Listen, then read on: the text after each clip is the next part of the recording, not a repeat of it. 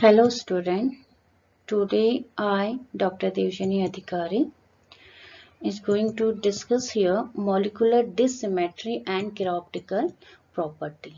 This is in second paper of MSc third semester, and in that paper it is third unit. First we will discuss what is the syllabus in this unit. Syllabus main heading is molecular dissymmetry and chiroptical property.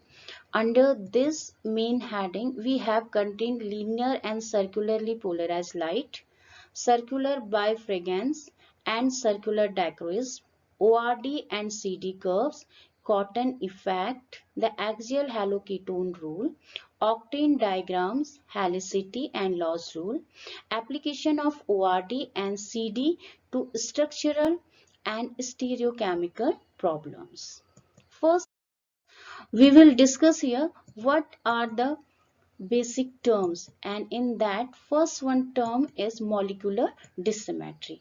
When we will define molecular dissymmetry, we can say dissymmetry is the property of non-superimposability on its mirror image. A dissymmetric molecule may have a simple axis of symmetry, yet it will be optically active and exist as a pair of enantiomers. Both asymmetric and dissymmetric molecules are optically active. थोड़ा बहुत मैं symmetric terms को detail में यहाँ पर बताती हूँ कि what are symmetric molecules, what are dissymmetric molecules, what are asymmetric molecules. ये आपने बीएससी में भी पढ़ रखा है एंड एमएससी सेकेंड सेमेस्टर में भी ये टॉपिक आपने पढ़ रखा है. Symmetric molecules, when we are saying symmetry elements, according to group theory, the symmetry properties of a given molecule tell us whether or not the molecule is superimposable with its mirror images. A molecule that has plane of symmetry, a center of symmetry, or an alternating axis of symmetry is superimposable with its mirror image, and such type of compounds are known as symmetric molecules. And that time, if both mirror image and compound itself are superimposable, we can say compound is optically inactive. Second condition, when molecule does not have any kind of symmetry. It does not have plane of symmetry, it does not have center axis of symmetry or an alternating axis of symmetry.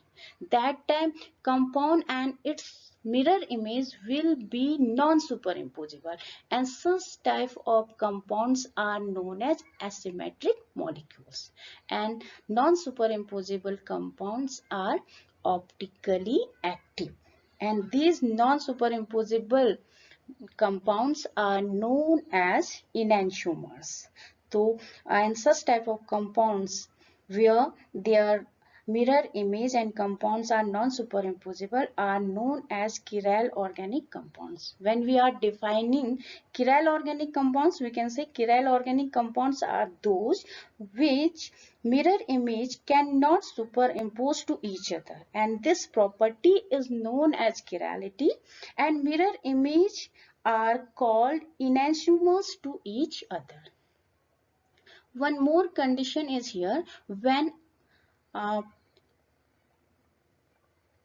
simple axis of symmetry and center of symmetry will be an alternating axis of symmetry. These three symmetry elements, out of these, simple axis symmetry may or may not be present, and rest two symmetry elements will be absent.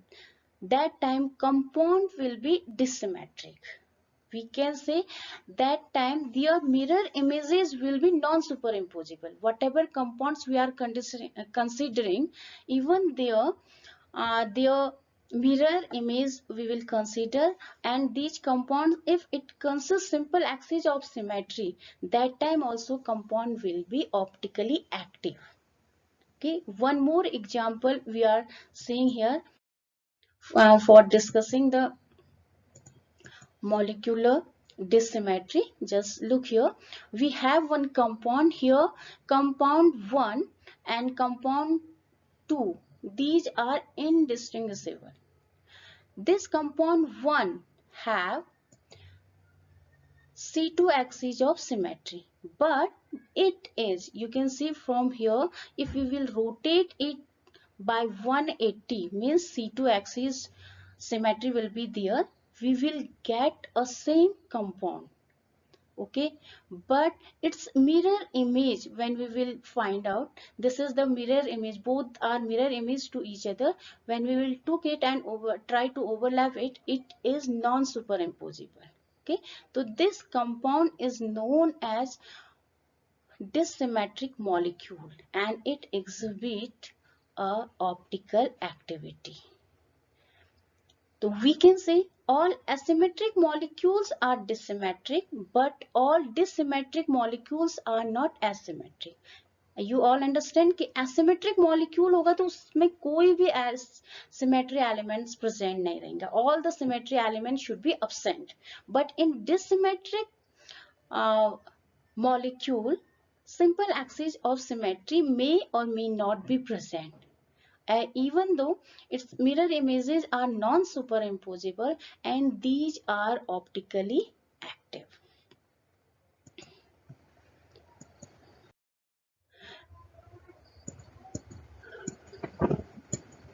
Now next one term is here, that is chiroptical property. What are chiroptical property? When we will define chiroptical property, we can say these are properties of chiral substance. In previous one slide, before this, in previous one slide, I explained what are chiral compounds, what is chirality. Okay, so about the chiroptical properties, we can say these are properties of chiral substances arising from their non-destructive interaction with anisotropic radiation or polarized light, and properties that can be differentiated between two enantiomers of chiral compounds. Whatever chiral compounds we are considering, it definitely have a two enantiomers which have interaction with the plane polarized light or anisotropic radiation differently. Okay, you all know, first we should understand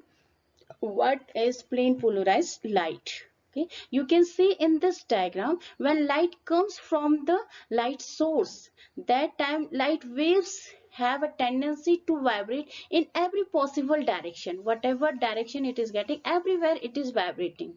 Okay, and when it passes through a polarizer, for example Nicol prism, after that light waves are vibrating only in one plane, up and down. You can see here up and down.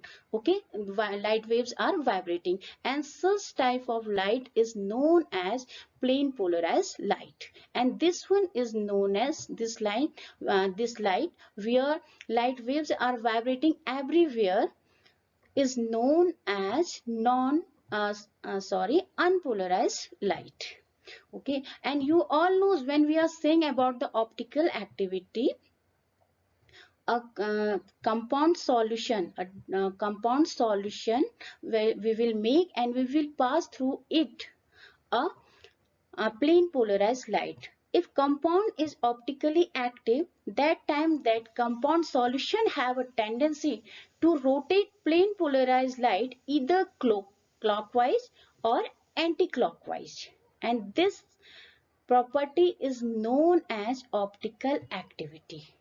So when we are defining optical activity, we can say qualitative or quantitative way of fundamental relation between optical rotation and molecular dissymmetry.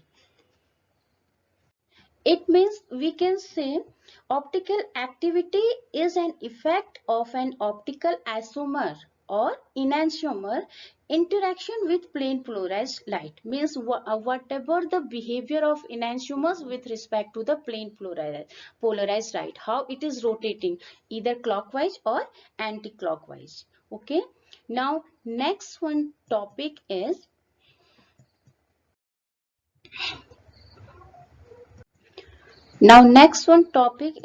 optical rotatory dispersion, ORD.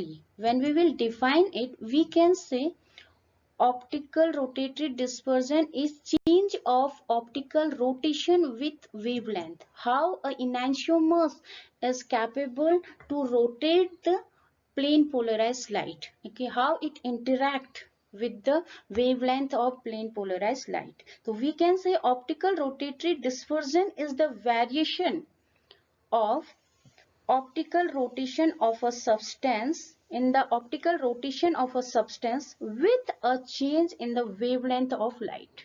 How optical rotation takes place with the change. हम wavelength plane polarized light की change करते जाएंगे and when we are changing the wavelength तो optical rotation में क्या change आ रहा है that we will observe.